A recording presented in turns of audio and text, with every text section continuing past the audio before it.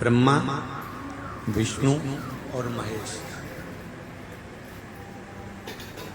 इन तीनों की जो देवियां हैं, ब्रह्माणी, लक्ष्मी और पार्वती। थोड़ा ध्यान लगाकर सुनना। हरतालिका तीज शिव महापुराण की कथा ही नहीं, आप जो तीज करते हो, हरियाली करो चाहे सातुड़ी करो, उस तीज की महत्वता क्या है, इस हिंगोली की शिव महापुराण की कथा में अपने को समझना है कि उसकी मूल तत्वता, उसकी महत्वता क्या, उसका महत्व क्या है।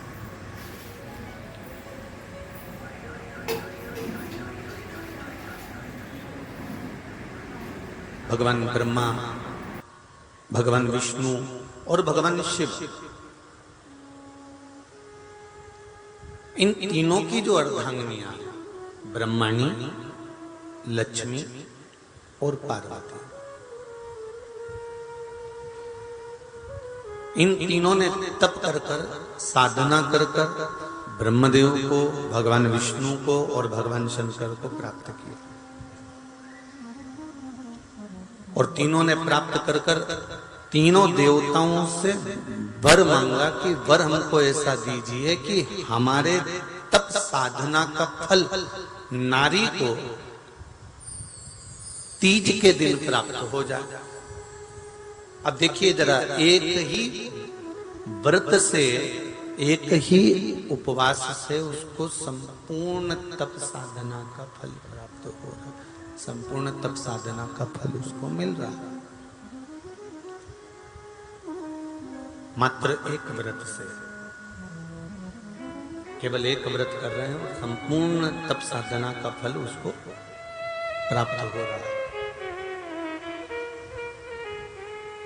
ऐसा कोई व्रत, ऐसी कोई साधना, ऐसा कोई शंभो शरण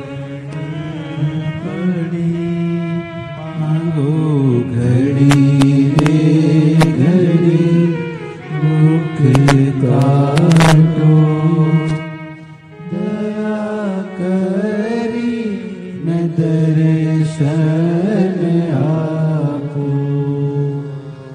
शंभो शरण घड़ी मांगो घड़ी रे घड़ी दुख काटो, दया करी न दर्शन आपो, दया करी न दर्शन आपो।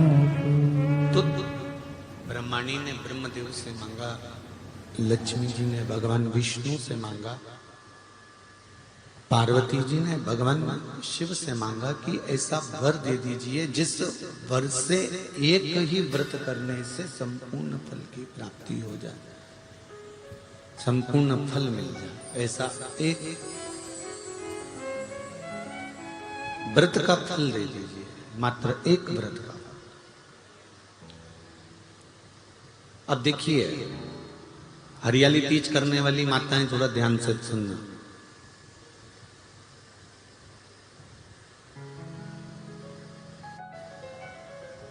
हरियाली तीज जब माताएं करती हैं तो एक हरियाली तीज, एक गणगौर की तीज,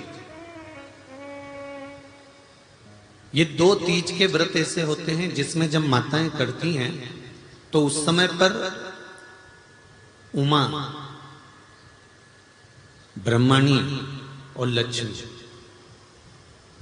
इन तीनों की आराधना का फल उसको केवल एक व्रत से प्राप्त हो जाता। अब देखिए दूसरा, सातुड़ी तीज।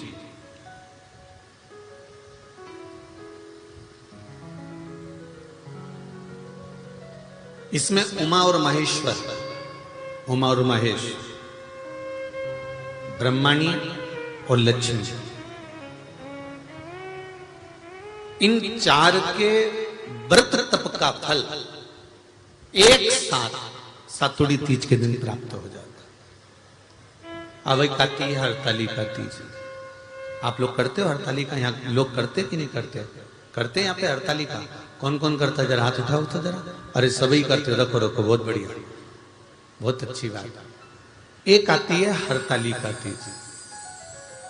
इस तीज का व्रत माता पार्वती बेल वृक्ष के आनंद के साथ में फुलेरा बनाकर करती है, और जिसमें इस हरतालिका में माता पार्वती जी के जितने जन्म पहले हुए हैं, माता पार्वती का जन्म तो 52वें नंबर का, 52 नंबर पे माता पार्वती का जन्म है। इससे पहले तो माता के 51 जन्म पहले हो चुके हैं, 51 जन्म माता पार्वती का पहले हो चुके हैं। तो वो जितने जन्म माता पार्वती पूर्व में ले चुकी हैं, ब्रह्माणी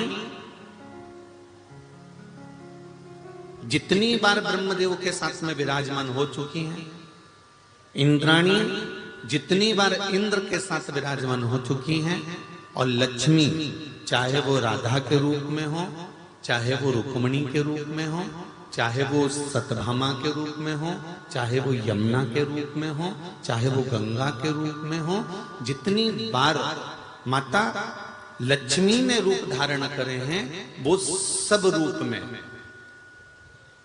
और माता पार्वती अपने सारे रूप में, ब्रह्माणी अपने सारे रूप में, लक्ष्मी अपने सारे रूप में इस हड़तालिका तीज के व्रत को करने के लिए आतुर रहती हैं। और इस व्रत को कल कर कर एक दिन में ही संपूर्ण विश्व का जितना तप है, साधना है, उपवास है, सबका फल एक साथ एकत्रित कर लेती हैं केवल एक व्रत में, हड़तालिका तीज। अब एक बात ध्यान से सुनिएगा, सारे व्रत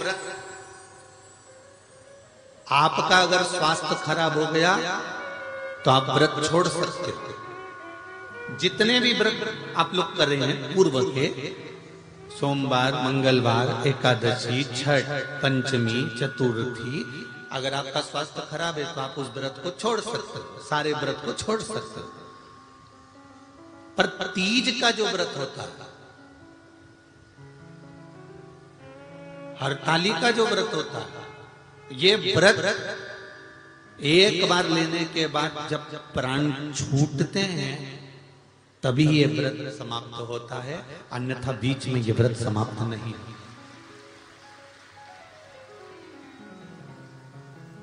ये व्रत समाप्त होता ही नहीं। अगर शरीर से नहीं बनता कि अब हमारी अवस्था हो गई, अब शरीर से नहीं बन रहा है, तो भले एक पहर की पूजन कर कर, एक पहर का नियम धारण कर कर, एक पहर का स्मरण कर कर, एक पहर का पूजन कर धारण करो, और उसके बाद में भले आप थोड़ा सा जो भी आपको लेना है वो कर लो, पर इस व्रत को करना ही पड़ता है। इस व्रत का नियम ही यही है। इस व्रत पार्वती मैं तुम्हें प्राप्त हुआ हूं, यह हरतालिका तीज के व्रत का फल है।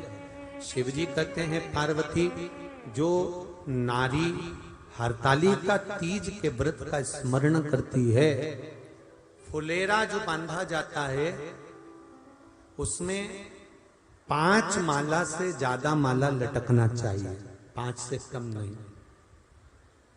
कितनी? जैसे माला जो लटकाते हो वो 5 से ज्यादा होना चाहिए। 5 तो जया, विषहरा, शामलीबारी, दौतली, देव, इससे अधिक होगी चलेगा, पर इससे कम फुलेरे के अंदर माला नहीं होना चाहिए महाराज। दूसरा, फुलेरा जहां हरतालिका व्रत हो वहीं पर बांधा जाता है। हरतालिका तीज का व्रत एक ऐसा व्रत होता है जो मरते दम तक रहता है। इस व्रत को छोड़ा नहीं जाता।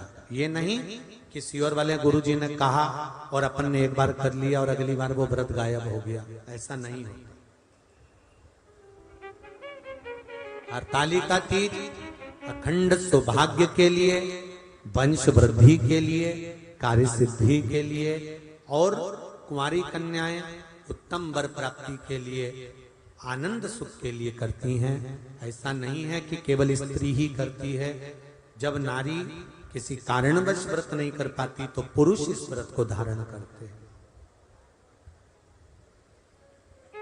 30 अगस्त को यही 30 तारीख को कल 29 है, परसों 30 तारीख को हरतालिका तीज रहेगी। आप सब अपने हृदय से मन से इस व्रत को कर कर अपने जीवन को सार्थक बनाइएगा। जो करते हैं, कितने लोग करते हो जरा हाथ उठाइए हरतालिका तीज। इतने सारे करते हो, अरे वाह वाह, कर लो, प्रणाम प्रणाम, आपको बहुत बहुत नमन करता हूं, बहुत बहुत सारा। फुलेरा बांधते हो? नहीं, अब की बात बांधना। मंदिर में करते हो तो मंदिर में, घर में करते हो तो घर में। फुलेरा वंश की वृद्धि करता है, फुलेरा अखंड सौभाग्य देता है, फुलेरा मन की कामना को पूर्ण करता है। जो बेटियां जिनका विवाह नहीं हो रहा हो या बेटे जिनका विवाह नहीं हो रहा हो, वो 7 स्थान पर कहीं फुलेरा बंधा हो तो फोन लगाकर पूछना कहाँ बंधा है, वहां का दर्शन करने। एक फूल में हल्दी कुंकू लगाकर शिव जी को चढ़ाकर फिर वहां से जाना। 7 स्थान के फुलेरे का दर्शन अवश्य करिएगा। जो व्रत नहीं करते हैं उनसे निवेदन है, कहीं हरतालिका हो रही हो तो वहां बैठकर अगर भजन हो रहे हो तो थोड़ी देर भजन गाने चले जाना। अपने मोहल्ले में, कॉलोनी में, सोसाइटी में कहीं हरतालिका तीज का व्रत हो रहा हो तो 2-4 मिनट जाकर दर्शन जरूर करना, जिससे भोलेनाथ आपका अखंड सौभाग्य करे और आपके मन की कामना पूर्ण करे।